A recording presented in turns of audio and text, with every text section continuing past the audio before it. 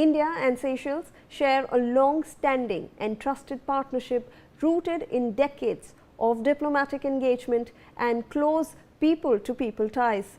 Since establishing diplomatic relations in 1976, the two countries have steadily expanded cooperation across development, education, defense, and maritime security. Building upon this, India and Seychelles have signed a series of 3 agreements, marking a significant boost to bilateral ties. At the center of the announcement is a $175 million special economic package from India, aimed at supporting public housing, mobility, and critical infrastructure in Seychelles, with a strong emphasis on capacity building and maritime security. Both sides also signed a memorandum of understanding on digital transformation, under which India will share its successful digital governance models and proven technology solutions. People-to-people engagement remains a key pillar, with India offering training programs for Seychelles civil servants and stepping up cooperation in education, tourism, and sports, particularly through youth exchanges on climate action, and the two countries have agreed to expand cooperation in renewable energy and work together on climate adaptation and resilience. The visit also marked a diplomatic milestone, with President Khamenei inviting Prime Minister Narendra Modi as the chief guest of honor for Seychelles' 50th independence anniversary, coinciding with 50 years of diplomatic ties between the two nations. Looking ahead, India and Seychelles are set to release a joint vision document aligning their partnership with India's Mahasagar vision for the Indian Ocean region. India continues to position itself as a leading voice of the Global South, championing the development priorities and concerns of emerging and developing nations on the world stage. Out of India's total line of credit portfolio of $32 billion, a significant share reflects the priority New Delhi places on its neighborhood first policy. India has extended lines of credit worth $7.86 billion to Bangladesh, $1.65 billion to Nepal, over $2 billion to Sri Lanka, $745 million to Myanmar, and $1.43 billion to the Maldives. These commitments underline India's focus on supporting infrastructure development and economic stability in its immediate neighborhood. Taken together, the India-Seychelles agreements reflect New Delhi's broader vision of partnership-led growth and shared security in the Indian Ocean region. By combining development support, capacity building, and strategic cooperation, India continues to amplify the voice of the Global South, offering collaboration, not conditionality. The Seychelles partnership is yet another example of how India is translating that vision into concrete action on the ground. To discuss this further, we have guests joining us on the broadcast: Ambassador Pradeep Kapoor, former diplomat; Commodore Anil Jai Singh, former Indian Navy officer; Pramit Pal Chaudhary, South Asia Head, Eurasia Group. Thank you all for joining us on the broadcast. We appreciate your time. If I can begin this discussion with Ambassador Kapoor, and what do you think of this expanding bilateral ties between India and Seychelles, especially given that $175 million boost that is being given? Thank you, Shivani, for inviting me on this discussion. All these meetings and discussions at the levels of the heads of government in particular, and also occasionally heads of state or some of the other leadership, are extremely useful for fostering bilateral relations and expanding the scope and content and the interactions between the two countries in a very significant manner. Now, this visit by the leader of Seychelles to India is also similarly positioned, because when the president is coming here and signing all these agreements, it is going to increase the footprint of both the countries mutually. Now, India also as the interactions with these countries, because each country is a sovereign country and each of them has a vote in the United Nations, and to create that relationship where whenever you need their support, they vote in your favor for whatever are your interests are very, very important. So for us to have strategic cooperation, economic cooperation, geopolitical cooperation across boundaries is extremely important. Now, Seychelles may be a small country in terms of its population or in terms of its reach, but it's a very important country because it'll have a long maritime border and it'll have impact on the IORA, the Indian Ocean Rim Association, for example. It's an important member of that. So for India to get on board Seychelles on its side, particularly after having Seychelles been associated with the BRI, the Belt and Road Initiative, marks a significant step. So I think it's very useful to discuss with them about enmeshing more, because we do send a lot of high-tech experts to help them in their various areas. We do invite a lot of senior people from that country to study in India, to undergo courses ranging from a few weeks to many months. Thereby, they also understand the all the subject matter, but also understand the system in India, and then they develop bonding and networking with the Indian counterparts. So all those actions continue to be taken. But here, for example, when you talk about public housing, mobility, infrastructure, capacity building, maritime security, and then hone it down further to digital finance or digital infrastructure, for example, this helps in enmeshing and embedding the two countries together so that for future they become even closer friends. So I think it has been a very good initiative, and for PM to go there during the 50th anniversary of Seychelles independence will be a further milestone. Thank you, Shivani. Absolutely. If I can also rope in Commodore Singh on this. So when we're looking at defense cooperation between the two nations, what can be the scope if we see look at Seychelles, and also when we're looking at maritime security, because this is something that has cropped up even in the discussions between both the heads of the states, and we are looking at Prime Minister Narendra Modi and we're looking at the President of Seychelles actually discuss maritime cooperation. Seychelles is also a part of the Colombo Security Conclave. So that inclusion now, how will it help the maritime security in the Indian Ocean region? Thank you, Shivani, for inviting me to your program.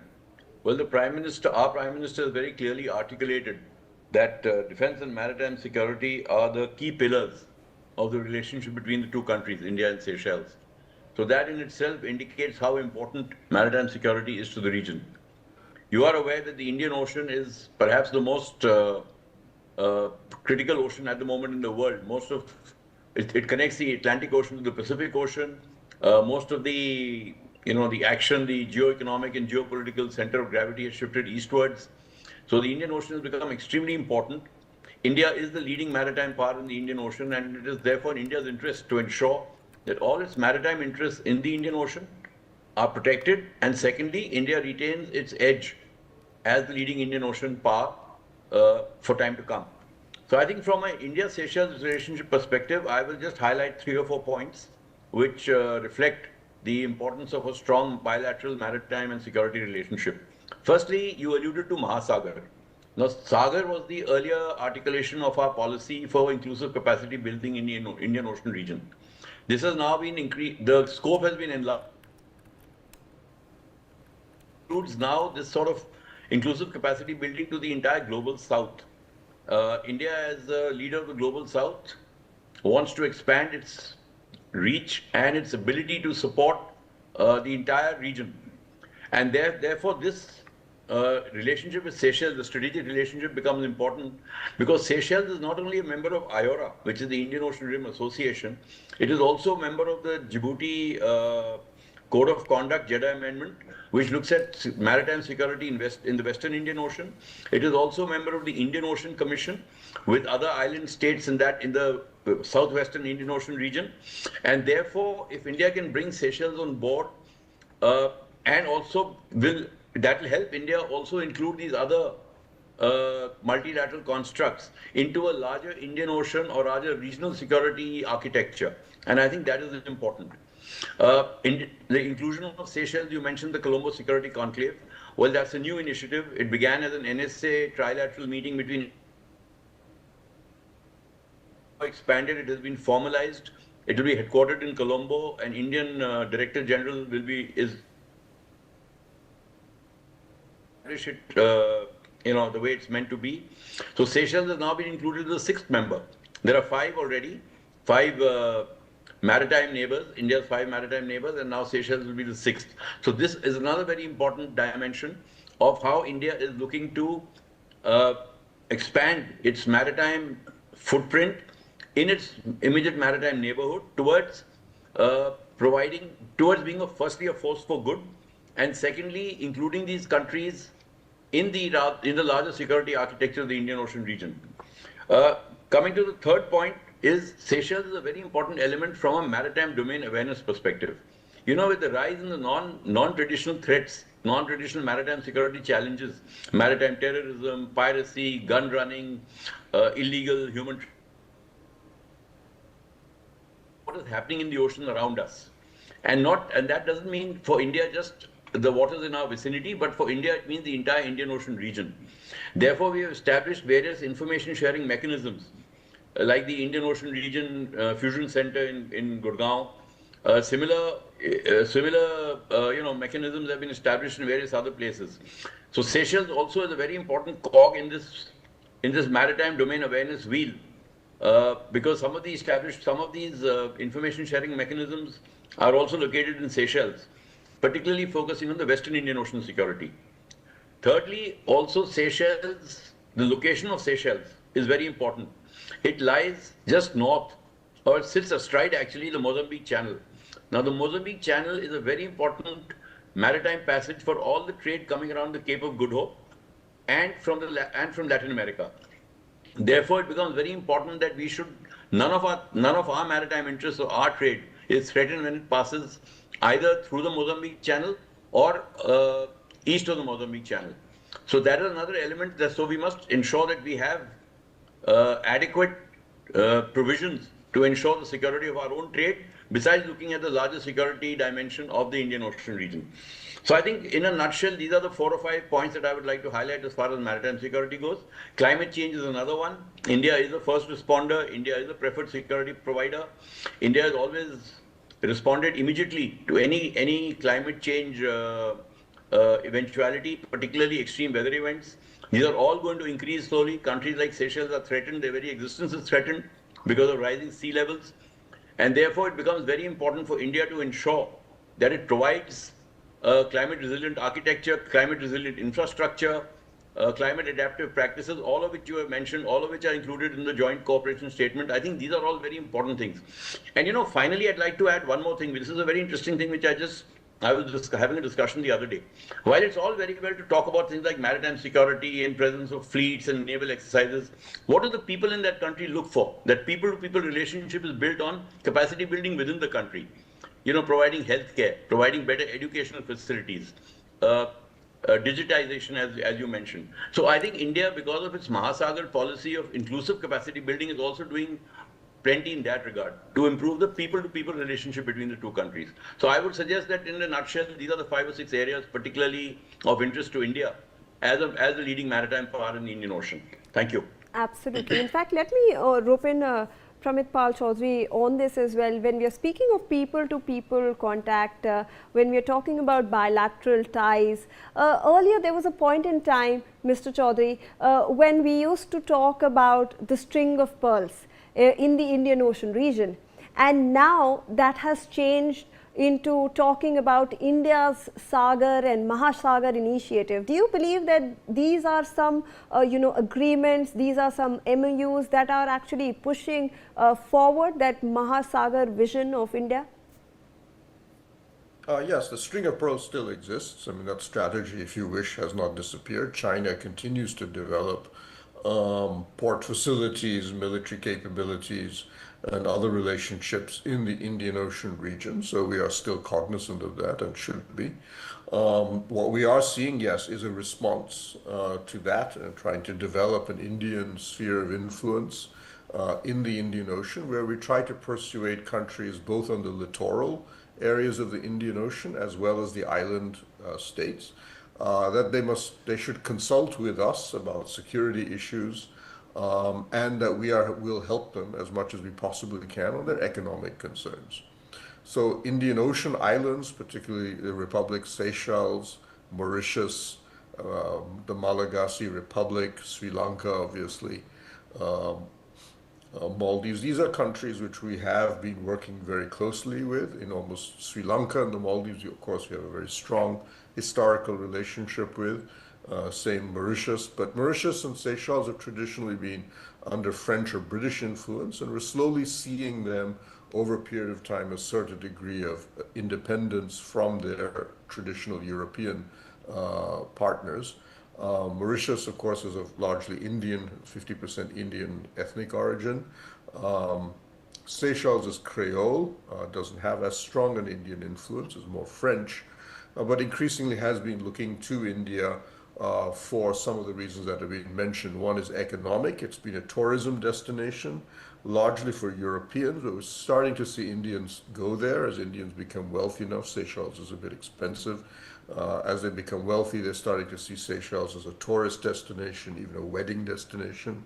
But also Seychelles is trying to diversify its economy. It's been overly dependent on tourism, and we saw during the COVID years in particular, many of these tourist-based economies are badly hurt. And what they're looking for is a model that we did with Mauritius, where we helped develop an IT BPO industry and technology sector in Mauritius to generate employment for the young. And you can see part of the deal that we have with them right now has been to further develop that capacity, so Seychelles can develop a degree of non-tourism employment in their country. They're a big fisheries nation. As the Commodore mentioned, they have an economic exclusive zone of 1.4 million square kilometers. A huge chunk of the Western Indian Ocean is controlled by them. And they've been facing depredations from Chinese fishing, illegal Chinese fishing, which hopefully we're helping them fend off. So on a whole bunch of fronts, we are working closely with the Seychelles, as the Seychellois, as we are with other island nations in the Indian Ocean. This is part of a set of different strategies. Sagamala is just one of them that we are using to develop Indian and contain Chinese influence in the Indian Ocean. Keep in mind that we have had previous Seychellois political system has had previous Indian interventions on their behalf. In 1986, during the Rajiv Gandhi regime, their president Rene twice faced a coup attempt against him. And in one case, I think it was June 1986, we actually sent a warship to Seychelles with Marcos, Marine commandos. They didn't actually do any fighting, they just docked there and carried out exercises to make it clear that India would defend President Rene's government against any military coup. The coup failed as a consequence, but it's one of the examples of Indian determination, if you wish, to help its friends and maintain a degree of stability in the Indian Ocean. And while Seychelles is not normally part of the radar of most Indians as compared to, let's say, Mauritius or the Maldives, it's very much part of our overall strategy, as I've mentioned, of ensuring that we are the dominant player in the Indian Ocean and the first country or the first government that these countries should turn to for assistance, aid, and economic partnership. Absolutely, Mr. Chaudhary. In fact, if I can rope in Ambassador Kapoor on this, influence of China that we are trying to counter, a very important part of this agreement, sir, seems to be the digital transformation, the digital help that India is willing to provide, the solutions and trade in local currencies. This is something that India looks forward to doing with Seychelles. Indeed. The advances which India has made in the digital space and in the financial digital infrastructure space is phenomenal. And I've been closely associated with some of the organizations which are working in this space, including creating the National Digital Financial Infrastructure and the UPI, for example. So the maximum number of UPIs in the world are, for example, happening in India. And for India to take its digital expertise in the space that we are planning to do that will be very, very beneficial to Seychelles, and it'll further, help them to develop faster. Also, have direct network and linkages with the rupee, for example, to foster the rupee trade with that country. So there will be multiple benefits. Plus, it brings in transparency. Plus, it makes the entire banking system more efficient. So all those benefits will accrue to Seychelles in the next few years, because we will help them to understand that this is the future, this is the way to go, and the banks will also have to adapt to those changes. It's not easy, but it is required as the way going forward. So that will be very, very useful. Absolutely. Thank you, Shivani. All right. Thank you so much, Ambassador Kapoor, Pramit Pal Chaudhary and Commodore Singh for joining us on the broadcast to